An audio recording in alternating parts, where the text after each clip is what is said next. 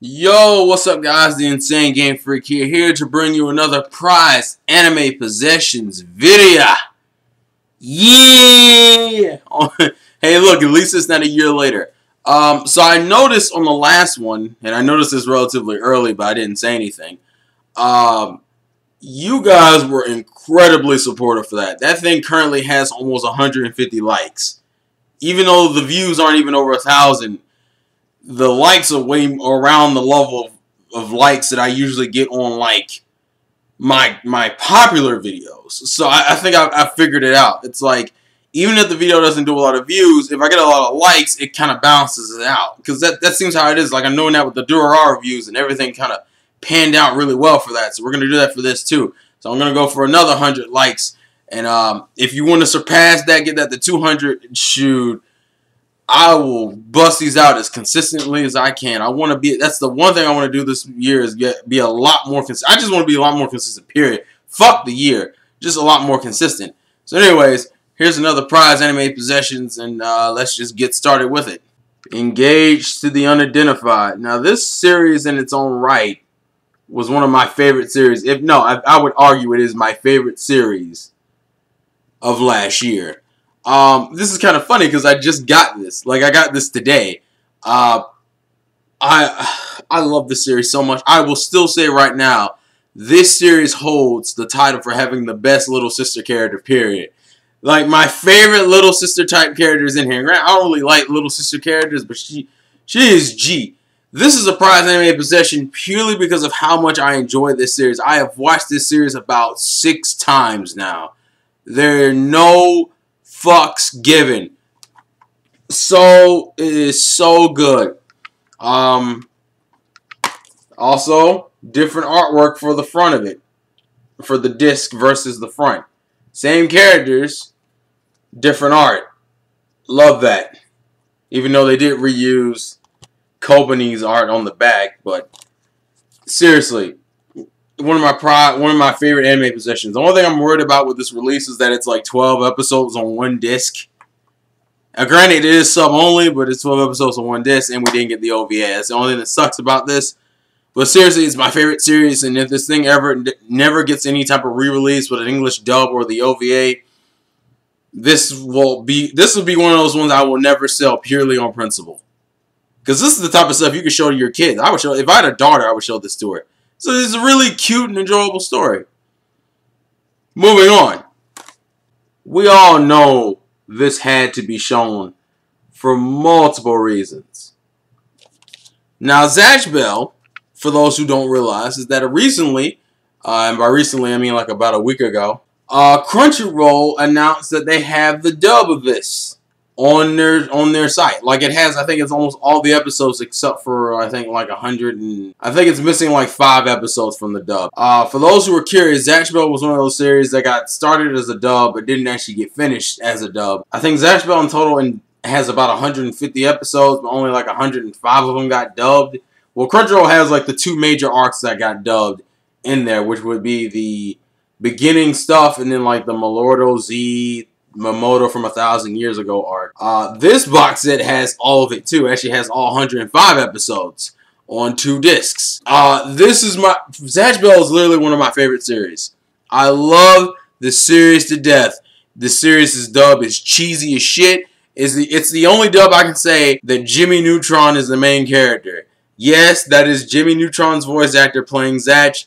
It is hilarious. There's a lot of English changes, like the Fulgore's dances and shit, and the fact that they're called Mamoto, even though technically in Japan they were called demons. And I love the OST for Zatch Bell. I love this series to death. The discs themselves are actually pretty simple, but as I said, it's the content on these discs that really makes them worthwhile. I will never get tired of Zatch Bell. And thanks to Crunchyroll, I've been rewatching it like a bitch. So even if you can't get this, I would still definitely suggest watching it on Crunchyroll, which, you know, link in the description. Because I will promote the shit out of this show. Not even based on Crunchyroll, but just because I think the show was really good. Binbougami ga or in English, good luck girl, which translates well considering what the premise of the story is. This is one of those shows that I enjoyed the hell out of when I watched it, and I got the dub like day one. And this is, I'll go ahead and say this right now for those who would just happen to watch this before the review comes out. This will probably be my next anime review because this is sorely overdue. This is one of the few comedies that has like an all-female cast that I enjoy. Granted, it's kind of like Engaged and Identified in that way. Except this show is really more focused on its morals too, which makes it even funnier and enjoyable. Also, Rendo, so fucking adorable. You cannot beat her. She is the best girl. She is waifu material. These covers are awesome. Cutest couple right here. Just gonna say that. Oh, and side note, both of these actually have reversible covers, but you don't get to see them. You wanna know why you don't get to see them?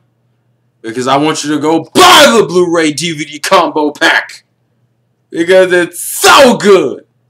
Ugh. Yeah, you know I had to put another classic in here. This Yugioh GX, for those who don't know, is the first spin-off series from the Yu-Gi-Oh series. You had Yu-Gi-Oh! And you had Yu-Gi-Oh! Go through all his shit. And then we got GX. And GX is kind of a hit or miss thing depending on who you talk to. Because GX is very weird as it gets a lot more... It's a more chilled out Yu-Gi-Oh! Yu-Gi-Oh! Started out relatively chilled out. I say this even though it started off with Yugi's grandfather being trapped into a card. But you know, you get the point. It wasn't as serious as fighting gods and shit. Yu-Gi-Oh! GX took that base concept and relaxed it to the nth degree. This is just a dueling school. And GX, to me personally, I enjoyed way more than Yu-Gi-Oh!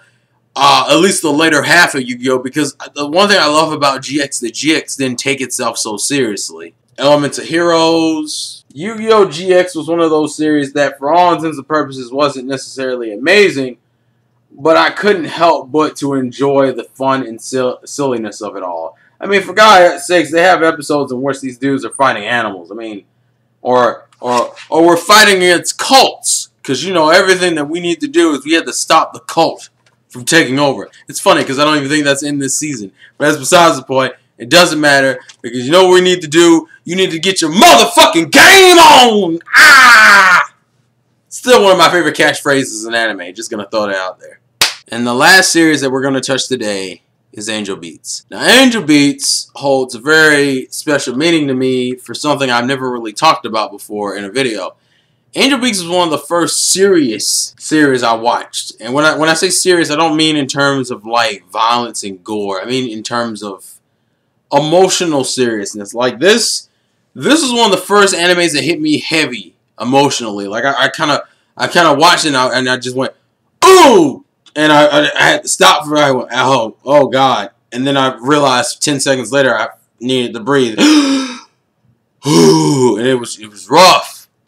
The show was so rough and I enjoyed it. It was the show that made me really, really interested in watching more dramas and more social commentary type shows, which led into so many other shows that I watch, including Clannad, that we don't talk about because that show brings me so many mixed feelings. I felt like I was a teenage girl. This will always be a prized possession to me, and primarily due to the fact that I will never forget how this show made me feel. I feel like this is one of those few shows I can honestly say, I don't need a second season. You can do a second season for Angel Beats if you wanted to, but I think I'm perfectly fine with it being a standalone. We just took a shot in the dark and just did this straight out, and this is what we got. And when we got it, it was great, it was amazing, and I couldn't ask for anything more. I'm serious, it's very weird. Angel Beats hits me in a very weird spot, but it's also one of the shows that really made me get emotionally fucked up just off the OST.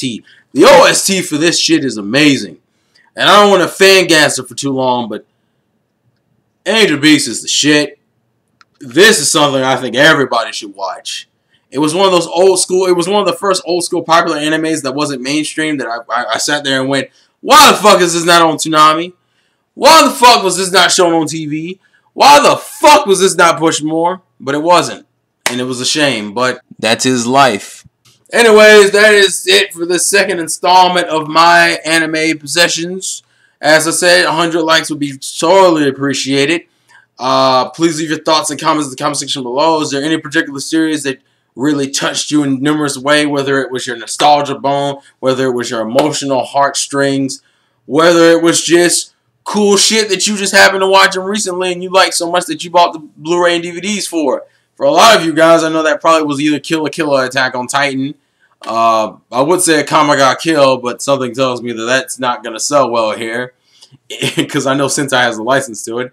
Ha! Anyways, thanks guys for watching. This has been the Insane Game Freak. Life's a game, play to win. And I will catch you guys later. Peace.